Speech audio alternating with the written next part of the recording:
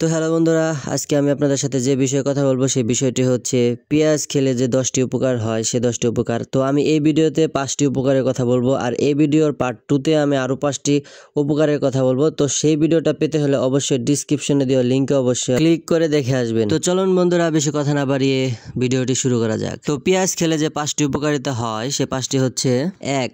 Diabetes নিয়ন্ত্রণে সাহায্য করে। 2. হাড় মজবুত করে। 3. প্রদাহ কমায়। 4. ভালো ঘুম হতে সাহায্য করে। 5. কানের ব্যথা সারতে সাহায্য করে। তো পেঁয়াজ খেলে যে 5টি উপকারিতা হয় সে 5টি এখানে আলোচনা করলাম। তো আরও 5টি উপকারিতা হয়, সেগুলো আরও বেশি ইন্টারেস্টিং এবং শুনলে আসলে আপনি মনমুগ্ধকর হয়ে যাবেন। তো ওই ভিডিওটা পেতে হলে অবশ্যই আমার ডিসক্রিপশনে লিঙ্ক দেওয়া যে ভিডিওটা আছে ওই লিঙ্কে ক্লিক করে আপনি সেই ভিডিওটা অবশ্যই দেখে আসবেন। তো ধন্যবাদ সবাইকে। আমার ভিডিওটি যদি ভালো লাগে থাকে, আপনার একটু উপকার হয়ে থাকে তাহলে অবশ্যই আমার ভিডিওটি সাবস্ক্রাইব এবং অবশ্যই লাইক তো করবেনই।